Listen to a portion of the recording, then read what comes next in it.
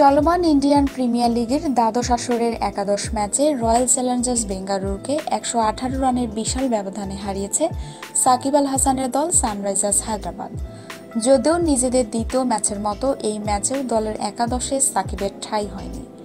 হায়দ্রাবাদ টসে জিতে এদিন প্রথমে ফিল্ডিংয়ের সিদ্ধান্ত নেন বেঙ্গালুরুর অধিনায়ক বিরাট কোহলি। তবে তার এই সিদ্ধান্ত যে কতটা ভুল ছিল তা প্রমাণে বেশি সময় নেয়নি হায়দ্রাবাদের দুই ওপেনার জনি বেয়ারস্টো ও ডেভিড ওয়ার্নার।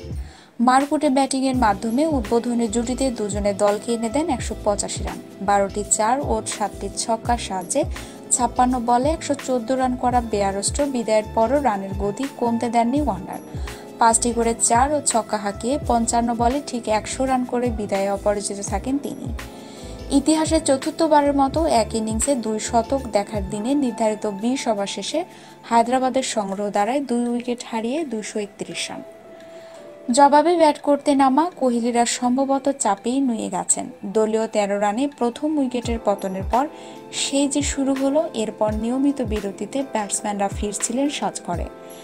জেতা দূরে থাক, দলটি এদের নির্ধারিত ২০ ওভারও খেলতে পারেনি। ইনিংসের ১ বল বাকি থাকতেই বেঙ্গালুরু থামে ১১৩ রানে। এতে ১১৮ রানের বিশাল জয় পায় হায়দ্রাবাদ।